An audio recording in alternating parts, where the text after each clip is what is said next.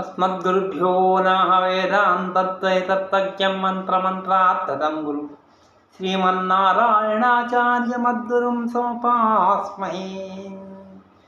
మనం ప్రతిరోజు కూడా విష్ణు సహస్రనామాన్ని చదువుకుంటున్నాం. ఇందులో 147 నామాన్ని ఇప్పుడు చెప్పుకుంటాం. ఇది 16వ శ్లోకంలోది. ఒకసారి శ్లోకాన్ని అనుసంధానం చేసుకుందాం. ప్రాజిష్ఠుర్భోజనం భోక్త సహిష్ణు జగదాదిజ అనభో విజయో చేత విశ్వయోని పునర్వసు. ఇందులోని విభవావతారాన్ని చూపిస్తున్నారు. అంటే విభవావతారం అంటే అందరికీ తెలిసిందే. ఇదివరకు పరవ్యూహ స్వరూపాన్ని తెలుసుకున్నాం. ఇప్పుడు విభవావతారం యొక్క స్వరూపాన్ని మనం తెలుసుకుంటున్నాం. విభవావతారం అంటే అందరికీ తెలిసిందే. రామకృష్ణాది అవతారములు అంటే ఒకటి ఆ స్వామి తక్షణం ప్రత్యక్షం అవ్వడం, అదృశ్యం అవ్వడం, అటువంటి రూపాలు వరాహస్వామి, నరసింహస్వామి యొక్క రూపం ఉంది. ఇప్పుడు రామకృష్ణాది అవతారములు ఏంటంటే ఆ శ్రీమన్నారాయణుడు కొన్నాళ్ళు మనతో పాటు ఉండి ఈ లోకంలో ఉండి ఈ చేతలందరినీ కూడా బాగు చేసి తర్వాత అవతారం చాలిస్తారు. అవి విభవ అవతారములు. ఇందులో బ్రహ్మ, విష్ణు, మహేశ్వరులు మొత్తం 3 ఉన్నారు. వీరిలో మధ్యవారు. ఈ మధ్యవారు ఎలా ఉంటారు? నల్లగా ఉంటారు. అటువంటి నల్లని స్వరూపం ఈయనే ఓం జగదాదిజాయ నమః, ఓం జగదాదిజాయ నమః అని మనం శరణాగతి చేస్తున్నాం. అంటే ఈ నామానికి మనకి అర్థం సంగ్రహంగా చెప్పుకుందాం. ఏమిటి జగదాదిజానం అంటే జగత్తుకి ఆది అయినటువంటి వాడు, ఆది పురుషుడు, ఆది నారాయణ. అంటే ఓం నారాయణ, ఆది నారాయణ అంటారు కదా వెంకటేశ్వర స్వామి. అలాగా ఆదినారాయణ జగదాదిజుడు. ఓం నారాయణ, ఆది నారాయణ అంటూ ఉంటారు, అని అనుసంధానం చేస్తూ ఉంటారు. వారు అనుసంధానం చేసి ఈ ఆదినారాయణుడు ఎవరయ్యా అని అడిగారు. అడిగితే అగో తిరువళ్ళూరులో ఉన్నటువంటి వీరరాఘవస్వామి, అక్కడ ఉండేటువంటి పెంచలకోనలో ఉన్నటువంటి నరసింహస్వామి, అలాగే తిరువళ్ళికేళ్ళలో పార్థసారథ స్వామి, కంచి వరదరాజస్వామి, ఈ 5 చెప్పారు వారు. ఈ 5 క్షేత్రాలను వారు ఓం జగదాదిజాయ నమః, జగత్తుకు ఆది అయినటువంటి వాడు, ఆది పురుషుడు, సృష్టి స్థితి లయాలకి కారణమైనటువంటి వాడు, ఆ బ్రహ్మనే సృష్టించినటువంటి వాడు. అటువంటి శ్రీమన్నారాయణుడి మనం నిత్యము కూడా శరణాగతి చేస్తున్నాం. ఇందులో ఇంకా వివరంగా మనం విభవావతారం గురించి తెలుసుకుందాం. ఈ బ్రహ్మరుద్రాదులకి మధ్యలో ఉన్నారు విష్ణువు, అవతరించారు. మొదటి సృష్టికర్త. మధ్యే విరించి గిరిజం అన్నారు. అంటే ఒక పక్క శివుడు, ఒక పక్క బ్రహ్మ ఉంటే మధ్యలో ఉన్నారట వారు. ఇక్కడేంటి శ్రీమద్ రామాయణంలో ఈ విధంగా అంటారు. రామో రామో రామో ఇది ప్రజానం అభయం కదా, రామభూతం జగదభూత్ రామే రాజ్యం ప్రశాసతి. ఇక్కడ జగదభూత్ అనేటువంటి పదాన్ని వేశారు. అంటే ఓం జగదాదిజాయ నమః అనేటువంటి నామానికి దగ్గరగా ఉంది. ఇక్కడ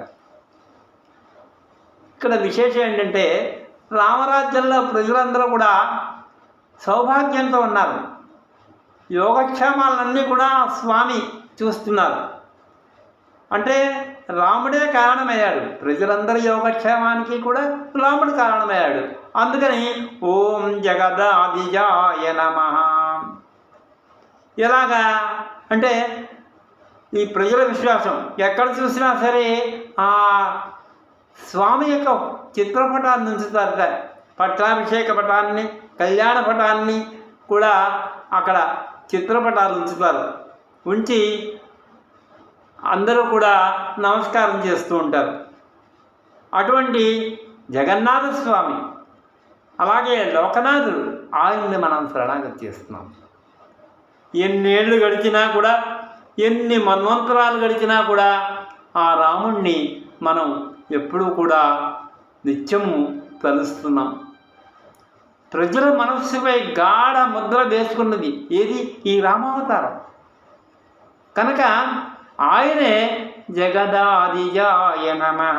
ఆయనే ఈ జగదాదిలు, జగత్తుకి ఆది అయినటువంటి వాడు, లోకనాథుడు. అటువంటి స్వామిని మనం నిత్యము శరణాగతి చేద్దాం.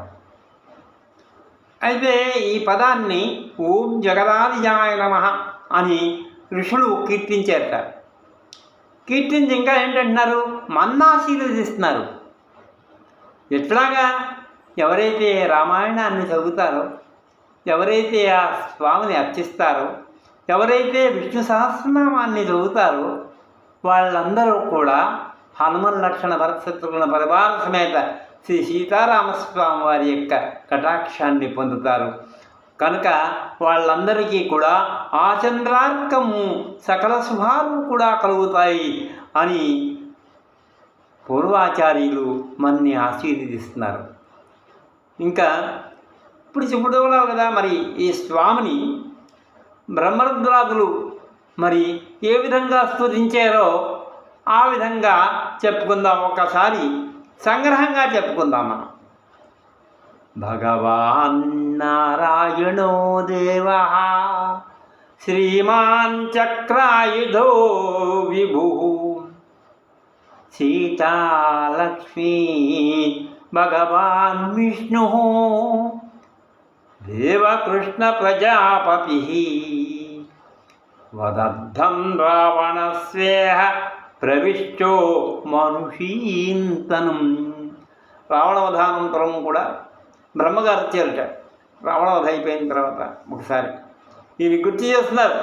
స్వామి రామ, నువ్వే ఆ చక్రాయుధుడు, ఆ శంఖచక్ర గదాధారివి నువ్వే, ఆ శ్రీమన్నారాయణుడివి నువ్వే, ఈ లక్ష్మీ అమ్మవారు ఎవరంటే ఈ సీతామ్మవారే. కనుక నువ్వు విష్ణుమూర్తివయ్యా, మర్చిపోతున్నావు. కనుక దేవకృష్ణ ప్రజాపతి, ఈయన కేవలం ఈ దుర్మార్గుడైనటువంటి రావణాసురుని వధించడానికి మాత్రమే వచ్చినటువంటి వాడు. ఆ పని అయిపోయింది కదా, అందుకని అందరూ కూడా నిన్ను ఇక స్తుతిస్తూ ఉంటారట. ఈ విధంగా బ్రహ్మ స్తుతించారు. తర్వాత ఉపక్రమము సంహారము అంటుంది, అంటే మొదలు చివర. ఈ మొదలు చివరలో రామాయణం యొక్క అర్థాన్నంతా కూడా ఒక వాక్యంలో చెప్తారు. ఏమిటా రామాయణం అర్థం? ఇది మీమాంసా శాస్త్రంలో ఉంది. ఇక్కడ రావణవధార్థమై దేవతలందరూ కూడా ఆ విష్ణుమూర్తిని, శ్రీమన్నారాయణ్ణి, ఆ జగదాదిజుణ్ణి శరణాగతి చేశారు. ఏంటి? ఆ విధంగా శరణాగతి చేస్తే రావణవధ కోసం రాముల వారిగా ఈ భూమి మీద అవతరించడం జరిగింది.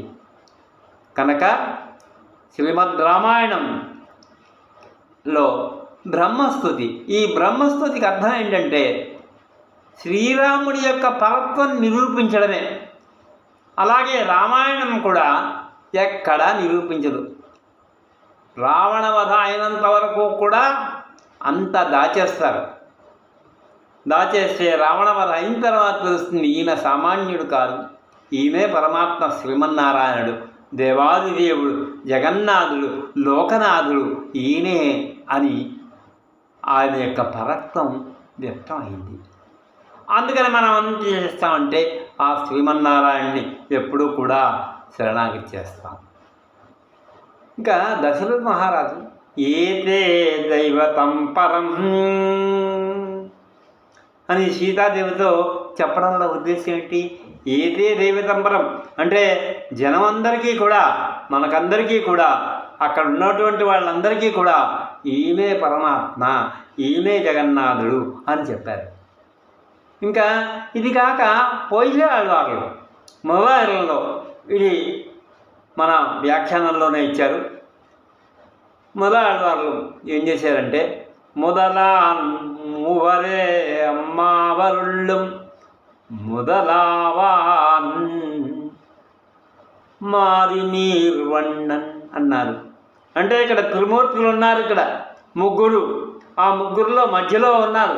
ఆయన నీలంగా ఉంటాడు, నీలవర్ణుడు. నల్లని కృష్ణుడు అంటాం కదా, ఆ విధంగా. అలాగే రాముడు నల్లగా ఉంటాడు, అలాగే భక్తుడు కూడా నల్లగా ఉంటారు. అటువంటి నల్లగా ఉండేటువంటి స్వామి, అటువంటి నరిపోయినటువంటి స్వామి ఆ మహావిష్ణువు శ్రీమన్నారాయణుడు. ఆయన జగదాదిజుడు. ఓం జగదాదిజాయ నమః అని మనం అనుసంధానం చేస్తున్నామే, ఆయనే. అలాగే సర్వ జగత్కారణభూతుడు అని పోయే ఆళ్వారు మనం చెప్పారు. మనం అందుకనే ఆళ్వారుల ఆచార్యులు చెప్పినట్లు మనం విశ్వసించి నమ్మి, అలాగే పూర్వాచార్యులు ఋషులు చెప్పినట్లు మనం ఏం చేస్తామంటే ఓం జగదాదిజాయ నమః, ఓం జగదాదిజాయ నమః, ఓం జగదాదిజాయ నమః అని ఆ స్వామిని ఆ నామంతో మనం శరణాగతి చేస్తాం. అలాగే ఒకవేళ అందరూ కూడా ఆ శ్రీమన్నారాయణుని శరణాగతి చేసినట్లయినా, అలాగే భగవద్ విషయాన్ని అనుసంధానం చేసినట్లయినా, అలాగే విష్ణు సహస్రనామాన్ని అనుసంధానం చేసినట్లయినా అటువంటి వారందరికీ కూడా ఆ చంద్రార్కము కూడా సర్వ సౌభాగ్యములు కలుగుతాయి, ఇహ పరంలో సౌభాగ్యం కలుగుతుంది అని ఇక్కడ పూర్వాచార్యులు ఆశీర్వదించారు. కనుక మనం కూడా మన మనస్సు ఎప్పుడూ కూడా ఆ స్వామి యందు ఉండాలి. ఆ స్వామి యందుండి ఆ స్వామికి నిత్య కైంకర్యం చెయ్యాలి అని మనం తలుచుకొని వారిని సంపూర్ణ శరణాగతి చేద్దాం. తిరుమంత్రాన్ని, ద్వైమంత్రాన్ని అనుసంధానం చేద్దాం. విష్ణు సహస్రనామాన్ని మాటి మాటికి అనుసంధానం చేద్దాం.